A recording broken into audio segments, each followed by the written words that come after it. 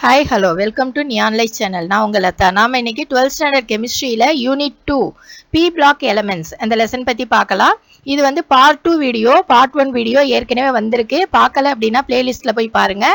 இன்னைக்கு நாம இந்த part 2 வீடியோல metallic nature இத பத்தி ஃபுல்லா டீடைலா பார்க்க போறோம். இது வரைக்கும் subscribe பண்ணல அப்படின்னா subscribe பண்ணிக்கங்க. வாங்க வீடியோக்குள்ள போலாம்.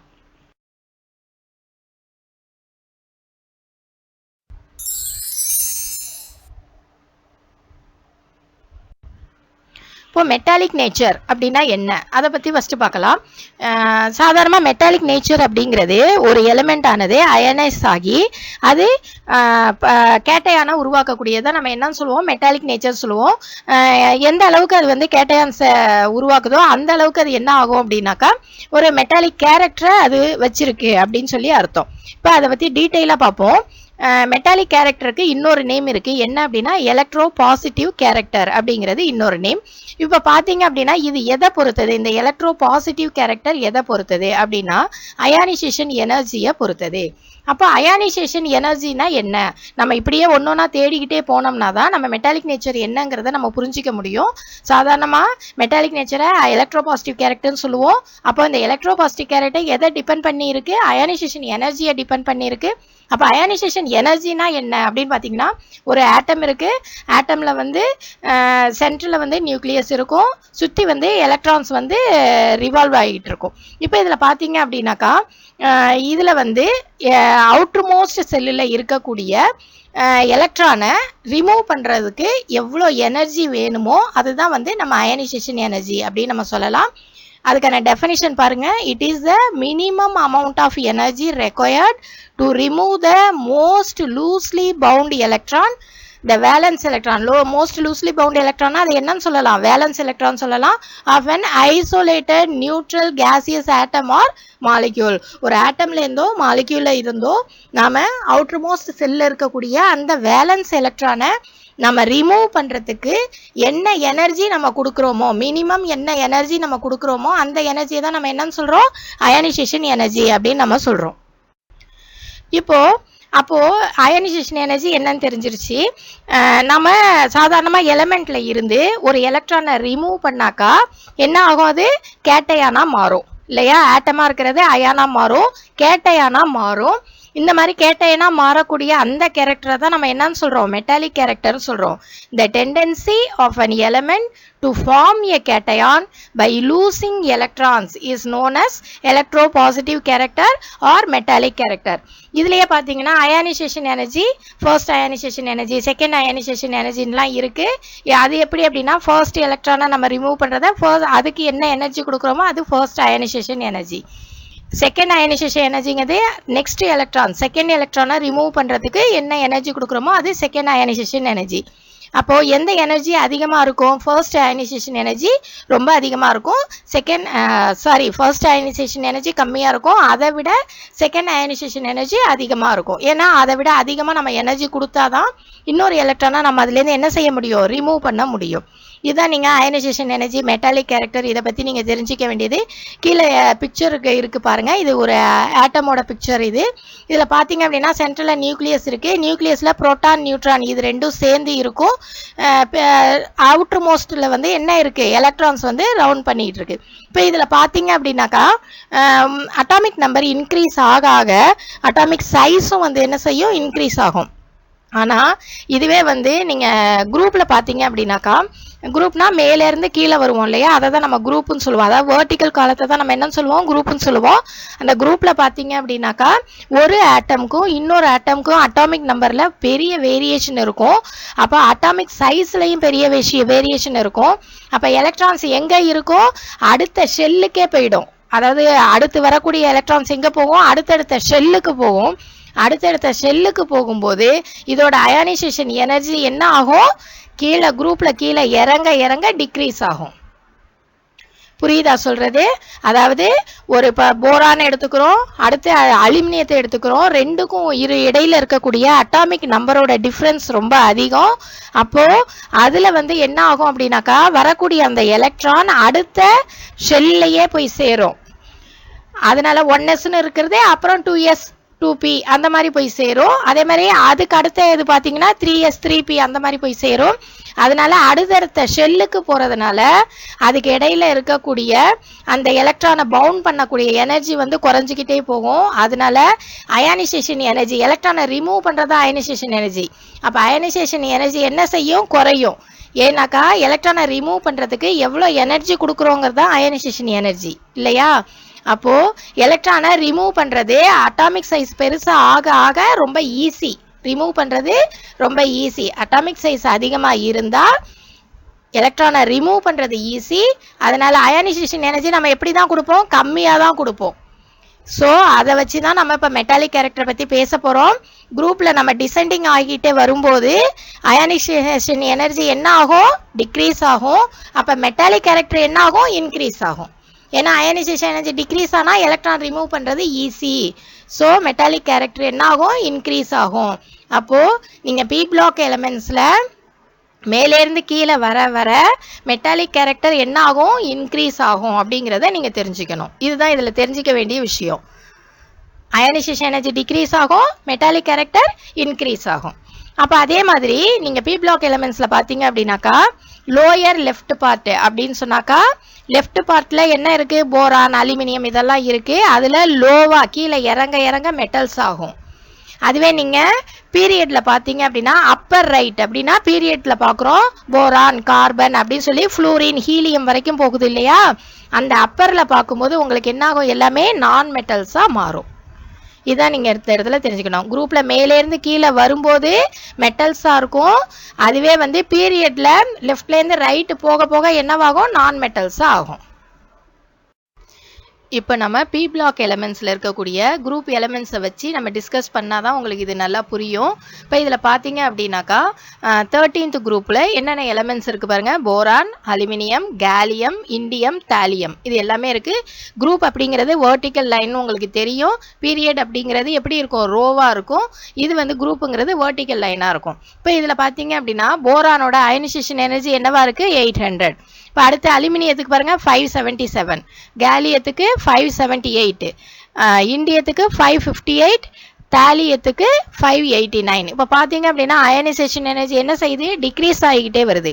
அப்போ அயனைசேஷன் எனர்ஜி டிக்ரீஸ் ஆனால் என்ன மீனிங்? அதுக்கு எலக்ட்ரானை ரிமூவ் பண்ணுறது ரொம்ப ஈஸி அப்படின்னு இது அர்த்தம். அப்போ அதோட மெட்டாலிக் கேரக்டர் என்ன ஆகும்? இன்க்ரீஸ் ஆகும். அப்போ அயனைசேஷன் எனர்ஜி குரூப்பில் நீங்கள் மேலே இருந்து டாப்லேருந்து பாட்டம் வரும்போது அயனைசேஷன் எனர்ஜி டிக்ரீஸ் ஆகும், மெட்டாலிக் கேரக்டர் என்ன ஆகும்? இன்க்ரீஸ் ஆகும். புரியுதா உங்களுக்கு? இப்போ அடுத்து பாருங்க பீரியட்ஸ்ல பார்க்க போறோம். இப்போ 13th பீரியட்ல என்ன இருக்கு? போரான் இருக்கு. அதே 17th பீரியட்ல என்ன இருக்கு? ஃப்ளூரின் இருக்கு. இப்போ போரானோட அயனைசேஷன் எனர்ஜி 800, ஃப்ளூரினோட அயனைசேஷன் எனர்ஜி 1681. அப்போ அயனைசேஷன் எனர்ஜி என்ன ஆயிருக்கு? இன்க்ரீஸ் ஆயிருக்கு. அப்போ அயனைசேஷன் எனர்ஜி இன்க்ரீஸ் ஆனா மெட்டாலிக் கேரக்டர் என்ன ஆகும்? டிக்ரீஸ் ஆகும். அதனாலதான் போரான் பாத்தீங்கன்னா மெட்டலாய்டா இருக்கு, ஃப்ளூரின் பாத்தீங்கன்னா எப்படி இருக்கு? நான் மெட்டலா இருக்கு. புரியுதா உங்களுக்கு? குரூப்ல டாப்ல இருந்து பாட்டம் வந்தாக்கா மெட்டல் கேரக்டர் இன்க்ரீஸ் ஆகும்.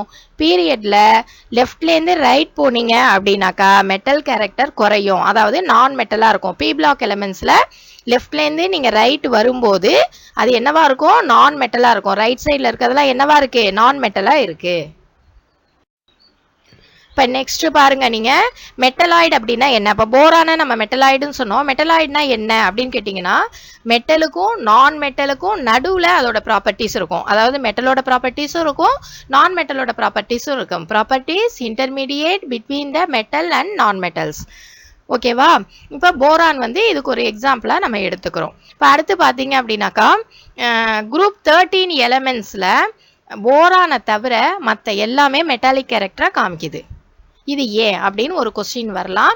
இந்த கொஸ்டின் பார்த்தீங்க அப்படின்னாக்கா ஏன் இதுக்கு என்ன ரீசன் அப்படின்னு பார்த்தீங்கன்னா போரானோட அட்டாமிக் ரேடியஸ் வந்து ரொம்ப கம்மி. போரானோட அட்டாமிக் ரேடியஸ் வந்து எப்படி இருக்கு? ரொம்ப கம்மியா இருக்கு. ஏன்னா அதோட அட்டாமிக் நம்பரும் சின்னது தான்.